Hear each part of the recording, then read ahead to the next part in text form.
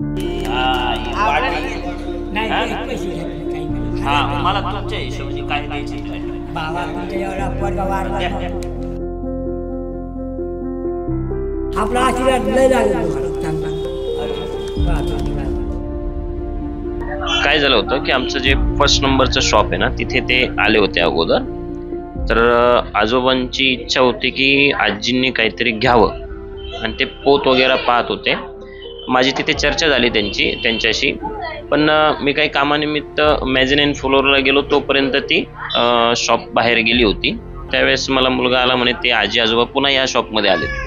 त्यांनी तोपर्यंत आहे ना एक दागिना खरेदी केला होता आणि एक मंगळसूत्राची वाटी त्यांना आवडली होती. ही माळा घेतली का? हो. ही माळ घेतली आता हिला. बर. आणि ही वाटी? हो. बर. चांगली आवडली का तुम्हाला? आता काय करायचं ना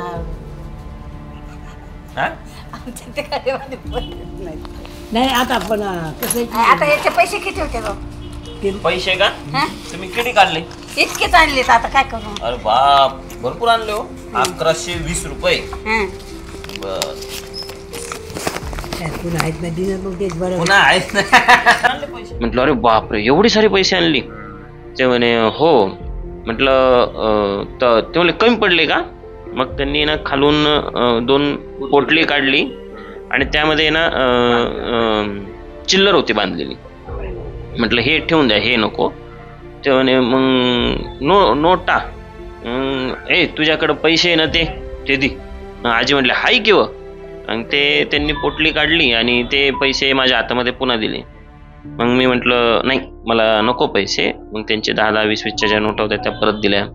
त्यानंतर त्यांचे जे 1000 रुपये होते ते 1000 आजींकडे दिले. म्हणलं तुमचे आजोबांनी जे पैसे दिले होते आजोबांकडे देऊन टाकले आणि ते पैसे मी दिल्यानंतर तो दागिना त्यांच्या हातामध्ये दिला, माळा. आणि दुसरं जे होतं ती मंगळसूत्राची वाटी आजोबांच्या हातामध्ये दिली. आजोबांच्या हातामध्ये दिल्यानंतर म्हटलं तुम्ही आजीला द्या. आजीला द्या म्हटल्यानंतर द्या द्या द्या. हा, ही आवडत वाटी. गेलं. नाही हा? एक पैसे घेत नाही, काही म्हणा. हा हजार तरी- मला तुमच्या हिशोबाने काय द्यायचे ते द्या. घ्या 1000 रुपये. नाही. 1000 रुपये नको. लय झाले तेवढे पैसे. पांडुरंगाचा आशीर्वाद आणि तुमचा आशीर्वाद असला सगळं कल्याणच कल्याण आमचं. 500 येते. 500 नको, अजून कमी दे. त्या आजोबांचं आहे ना आजीवरती भयंकर प्रेम होतं. कसं की बाबा नाही तू काहीतरी घे, हा जो संवाद होता ना तो खूप आवडला. त्यानंतर त्यांना बोलता बोलता मी त्यांना विचारलं की आजोबा तुम्ही किती वर्षाचे? ते म्हणे 93 वर्षाचा आहे मी. आणि आजीला विचारलं तुम्ही? तर म्हणे मी 80ची. आजोबा म्हणले नाही नाही ते 80ची नाही 70ची म्हणे. नाही का. त्यांचं भयंकर प्रेम होतं एक दुसऱ्यांवरती.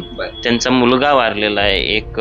त्यांचं ते आठवण आली तर त्यांचे अश्रू आले होते आणि त्यांनी घर सोडलं म्हणे राग राग. कारण माझा मुलगा एक जो आहे तो काही कामाच नाही, तो पितच राहतो.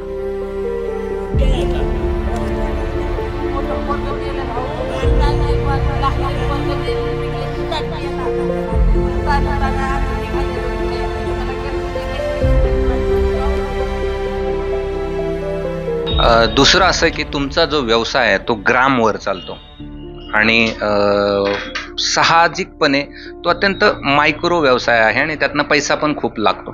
तुम्हाला असं का वाटलं त्या क्षणावर की आपण यांच्याकडनं पैसे नाही घेतले पाहिजे? हे बघा, ज्या वेळेस त्यांनी ते प्रोडक्टचे पैसे काढली तर त्यावरती तुम्ही जर पाहिलं असेल तर 1120 रुपये वगैरे. त्याच्यानंतर ती पोटली दिली. त्यानंतर त्या गुंडाळलेल्या नोटा. साहजिकरित्या कुठलाही व्यक्ती माझ्या जागी जर असता तर त्यांनी साहजिकपणे ते दिलं असतं. आणि ते काय मी खूप मोठं काम केलं नाही, माझं कर्तव्य होतं, मी ते पार पाडलं. 20 रुपये कुठे आहेत? पण पाकिटात वगैरे ठेवणार असं? नाही, मी माझ्या गल्ल्यामध्ये ठेवलेली, जो माझा एक सेपरेट गल्ला आहे. कोणी मला त्यामध्ये दिलं ना तर त्यामध्ये ते 20 रुपये मी ठेवलेली बरं. आणि ते त्याच्यावर डेट टाकून ठेवलेली आहे अगदी. त्या क्षणाला काय म्हणाल? तो क्षण तो होता. कधीच विसरता येणार नाही असा क्षण. हम्म.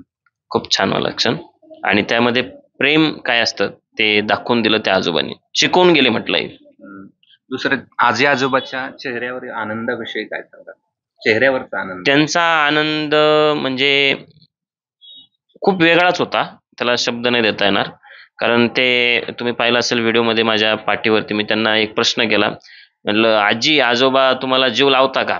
अरे काय रे म्हणे आता आमचं वय म्हणे नाही लावता का म्हणे मग आजोबा म्हणले मग किती लावितो नाही का तर ते वेगळंच होतं.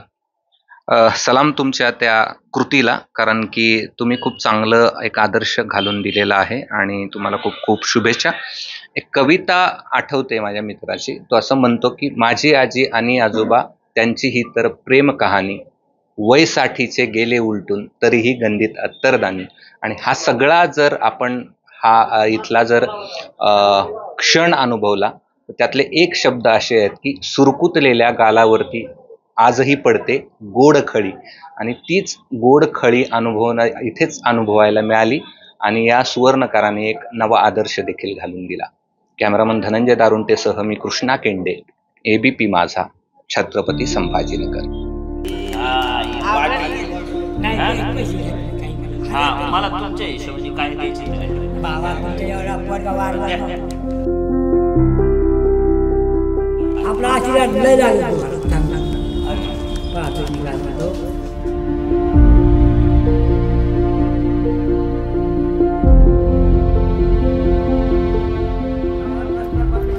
प्रेम करते का जीव लावते का आजीला